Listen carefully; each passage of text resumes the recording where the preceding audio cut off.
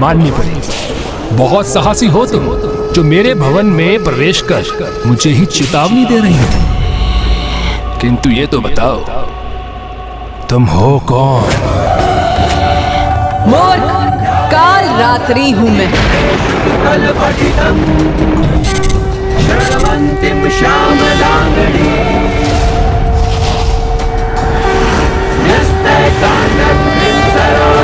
शशिकलधरा पल्लकिं वादयन्तीं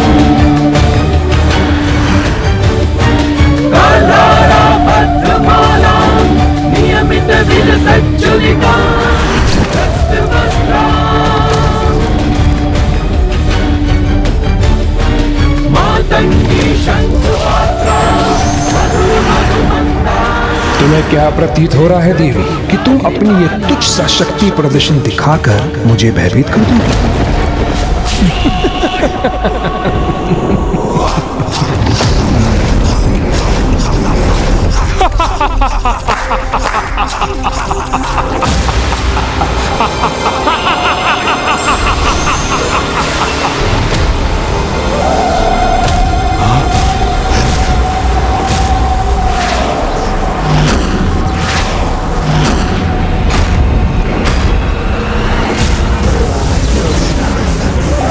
मेरे एक ही संकेत से सब कुछ परिवर्तित हो सकता है यहाँ।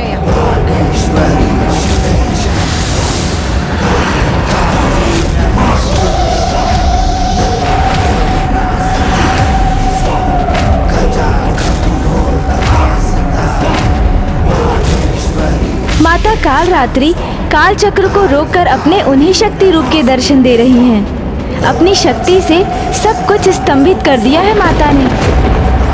ये कैसे संभव है? सब कुछ थम कैसे गया?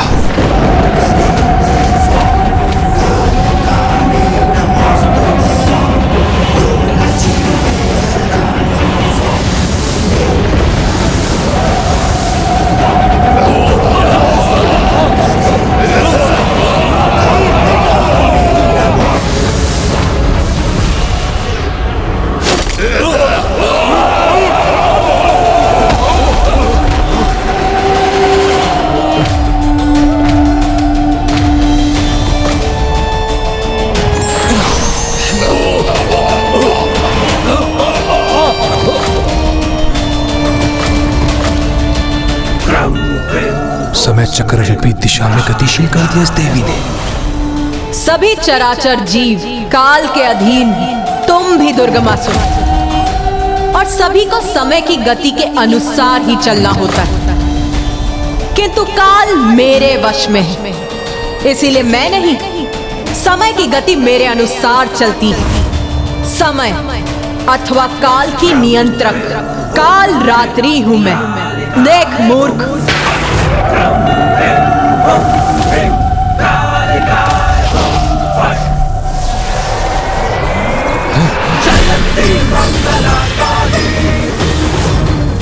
ये मेरा अमूल्य कलश है।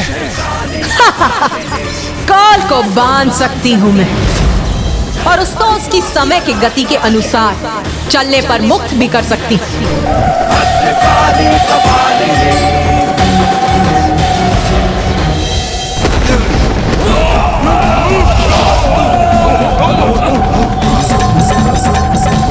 और काल को समय की गति के अनुसार मुक्त भी कर सकती हूं।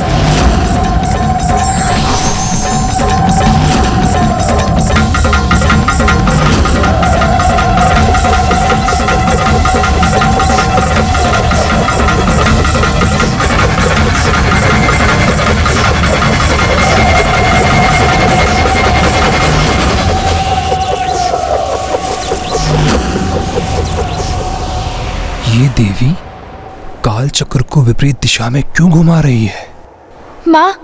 माता काल रात्रि ये क्या कर रही है? पुत्र गणेश, दुर्गमासुर को समझाने के लिए वो उन्हें उसके पूर्व की उस बिंदु पर ले जा रही है जिसका उसके जीवन में एक बहुत बड़ा महत्व है, जिस काल बिंदु ने उसके जीवन में एक अमिट छाप छोड़ी थी।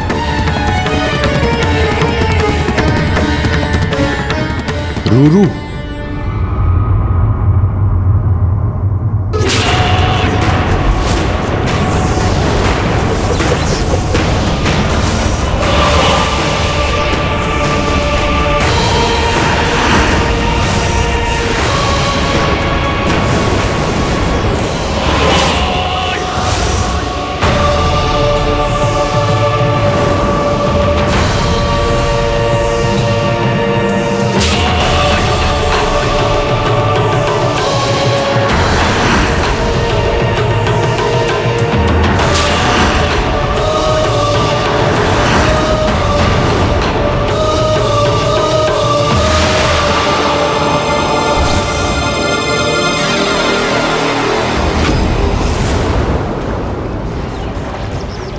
दुर्गमासुर पुनः अपनी बाल्यावस्था में पहुंच गया।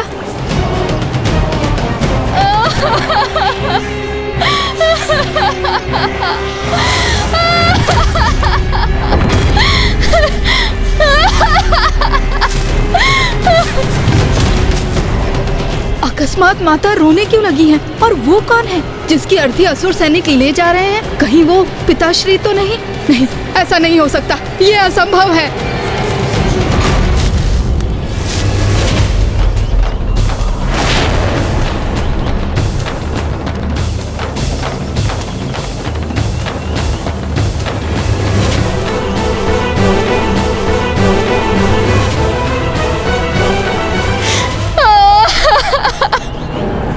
मेरे स्वामी, ये क्या हो गया?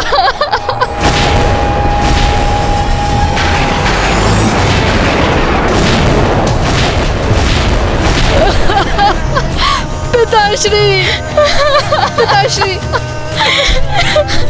पिताश्री।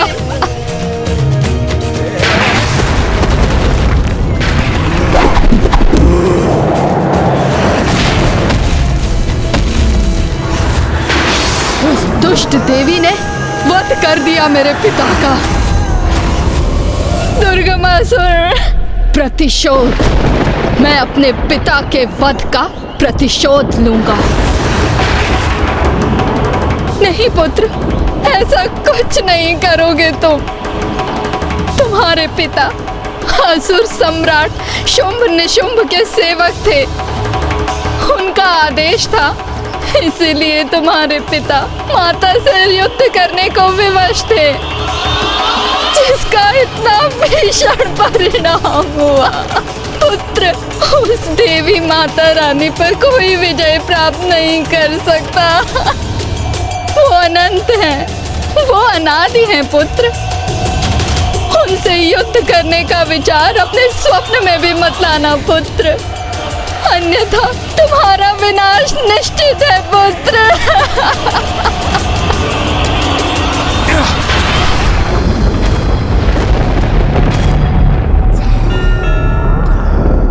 पूर्व काल में स्वयं तुम्हारी माता ने तुम्हें समझाने का प्रयास किया था कि तुम्हें प्रतिशोध के भाव से दूर रहना चाहिए।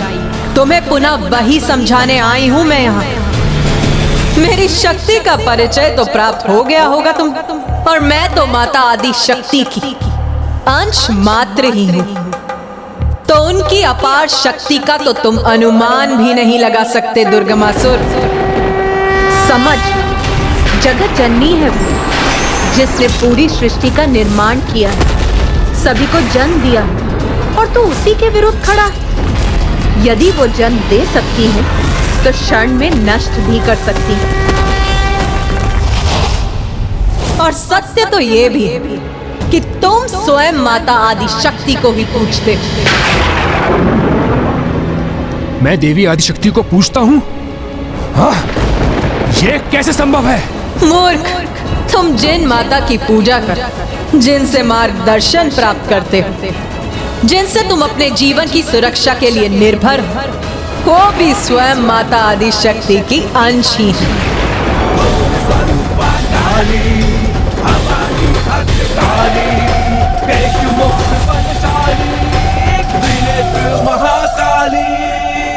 हाँ माता, आप सर्वथा उचित कह रही हैं माता।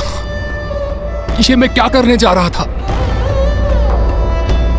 मैं स्वयं माता आदिशक्ति से युद्ध करने जा रहा था। कितना बड़ा घोर पाप करने जा रहा था माता मैं।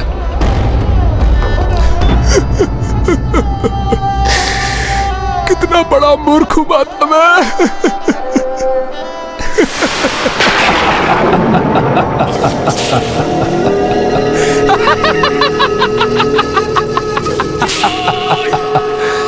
देवी, दुर्गमासुर हूं मैं, दुर्गमासुर हूं मैं, दुर्गमासुर आसुरी प्रवृत्ति का प्रतीक हूं मैं। क्षमा याचना मैं करूंगा, मैं कदापि नहीं।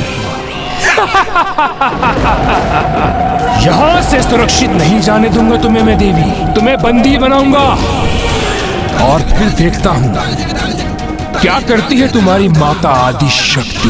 उस मूर्ख दुर्गमासुर ने तो शांति वार्ता करने पहुंची माता की अवहेलना कर उनका अपमान करना आरंभ कर दिया है। कदाचित उसे ज्ञात है कि माता अपनी मर्यादा के कारण उसके प्राण नहीं ले सकती, किंतु अब माता कालरात्रि उस दुष्ट की धृष्टता का क्या प्रत्युत्तर देने वाली है।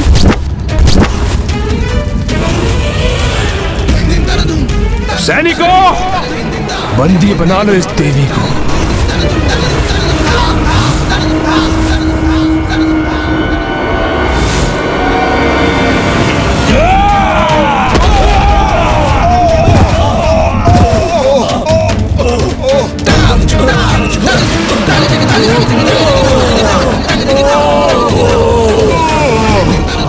माता आप यहाँ? मूर्खो, भुगतो अपने दुस्साहस का दंड।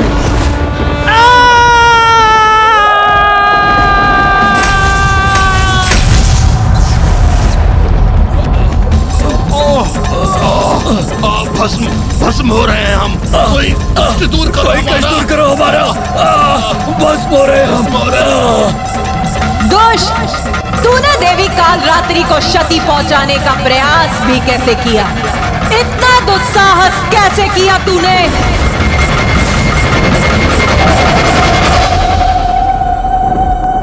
मैं चाहती तो अभी तुम्हारा अंत कर सकती थी मूर्ख, किंतु माता ने मुझे तुम्हें चेतावनी देने भर की ही अनुमति दी थी। किंतु अब तो स्वयं परम शक्ति ही तुम्हें भयंकर मृत्यु प्रदान करेगी, और वही है तुम्हारी नियति। सुधर जाओ दुर्गमासुर, अभी भी समय है, सुधर जाओ, देर नहीं हुई है अभी, सुधर जाओ। नहीं, ये सुधरने वालों में से नहीं है।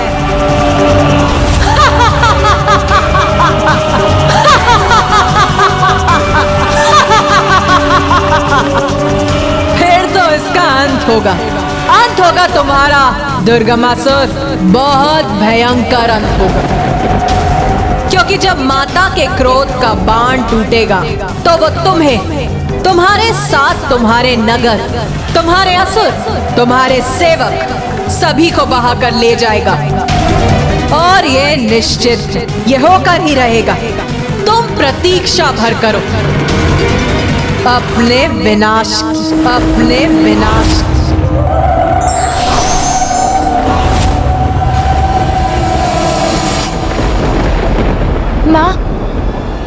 माता कालरात्रि तो दुर्गमासुर को चेतावनी देकर अंतर ध्यान हो गई। पूजा करता है वो उनकी, उसने अनुष्ठान कर उन्हें वहां रहने पर विवश किया है, और वो सदा उसे उसके बुरे कर्मों के भयंकर परिणाम के प्रति सचेत करती, किंतु वो उनकी आज्ञा का पालन नहीं करता।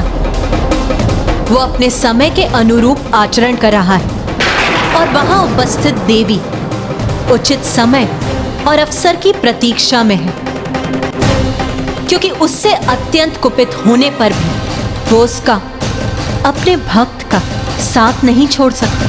तब तक नहीं जब तक वो अपनी पूजा, अपने अनुष्ठान में कोई भूल नहीं करता। किंतु जिस दिवस ऐसा हुआ, वो उसे इतना भीषण दंड देंगी, इतना भयंकर दंड, जिसकी कल्पना भी आतंकित करने वाली होगी।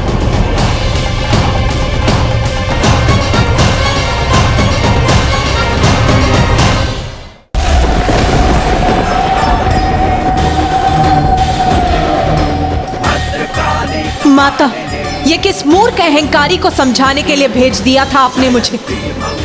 वो दुर्बुद्धि दुर्गमासुर, वो तो बांस के उस वृक्ष के समान है जो चंदन के वृक्ष के निकट होते हुए भी उसकी सुगंध को अपने भीतर सम्माहित नहीं करना चाहता। अहंकार के अंधकार को अपनी बुद्धि का आभूषण समझने वाले के भीतर सुदबुद्धि का प्रकाश जागृत करना असंभव है माता। उसको समझाने का प्रयास करना व्यर्थ है, क्योंकि दंड का भूखा उदर दया और क्षमा के प्रसाद से नहीं भरता, क्योंकि उसका शीश शांति के शब्दों के लिए नहीं मेरे हंसिए आपके खड़क के आघात के ही योग्य है।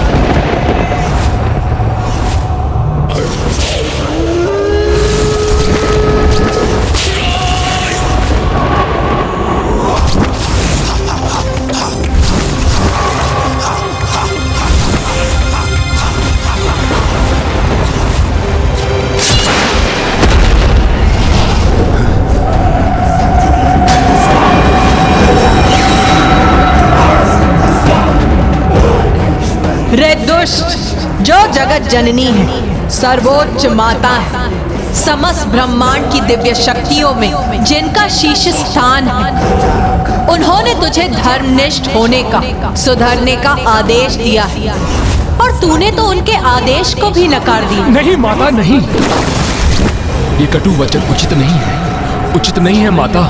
उचित तो वो नहीं है जो तू कर रहा है। अभी भी समय है दुष्ट, सुधर जा। मूर्खों के समान व्यवहार मत कर दुर्गमासुर। माता, मूर्ख ही तो बनाया आपने मुझे। जो वचन काल रात्रि ने मुझसे कहे थे, वही वचन आपके मुख से प्रस्फुटित हो रहे हैं। माता मेरी है आप मेरी, और साथ दे रही है मेरे शत्रुओं का। मैं आपकी भक्ति भाव से पूजा करता रहा और आपने ऐसी छल युक्त क्रीड़ा की मेरे साथ। मूर्खता ही तो थी मेरी। जिनसे युद्ध करना है उन्हीं की सहयोगिनी की पूजा कर रहा हूँ। सहयोगिनी नहीं मूर्ख, माता की ही अंश हूँ मैं, माता की ही अंश हूँ मैं। माता आदि शक्ति की ही रूप हूँ मैं। और मैं तो क्या, ये समस्त संसार उन्हीं का अंश है। और सत्य तो ये है मूर्ख कि तू स्वयं भी उसी सृष्टि का एक तुच्छ भाग है। जिनकी कृपा से ये सृष्टि है जिसमें वो दुष्ट वास करता है, जिनकी कृपा से श्वास प्राप्त होती है उसे, जिनकी कृपा से जीवन है उसका, उसी से शत्रुता ठान बैठा है वो। ऐसे मूर्खों के पास तो शांति संदेश के लिए देवर्षि नारद को ही भेजना चाहिए था आपको, क्योंकि अपने शब्दों में मिठास घोलकर दुष्टों को समझाना नहीं, उन्हें दंडित करने हेतु उनका संहार करना है मेरा स्वभाव।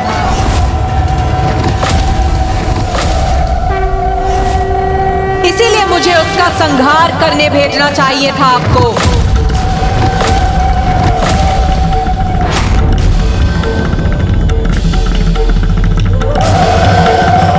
भैया, दुर्गमासुर ने तो माता कालरात्रि के भीतर भीषण क्रोध उत्पन्न कर दिया है। कहीं माता अपने क्रोध के अतिरेक में वहां उसका संहार करके ही ना लौट जाए।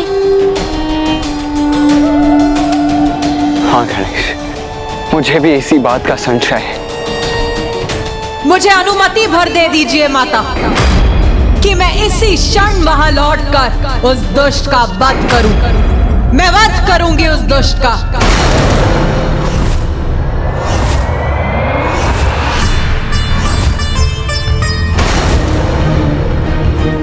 ऐसा कोई नहीं है जो दुर्गमासुर को दुर्बल समझे, जो मुझे चुनौती देकर आगे बढ़ने का प्रयास करे।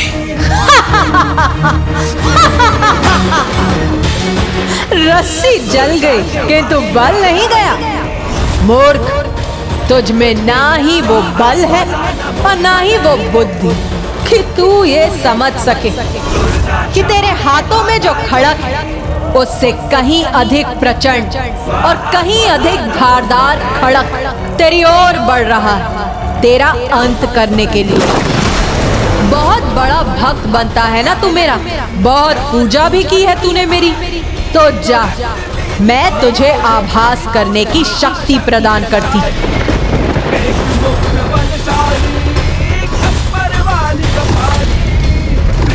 जिससे तू अपनी ओर आते हुए शत्रुओं का आभास कर सकेगा।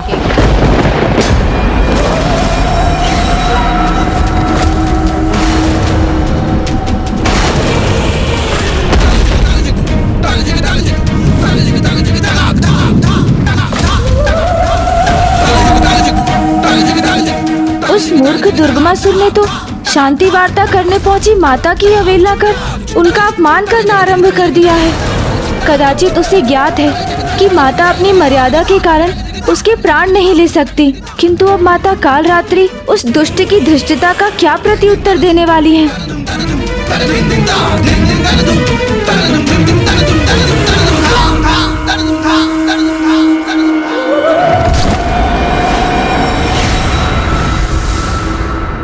सच्चा भक्त ईश्वर से दूर रहकर भी मोक्ष प्राप्त कर लेता है, जबकि अहंकारी और हठी भक्त ईश्वर के समीप रहकर भी जन्म जन्मांतर तक भटकता रहता है।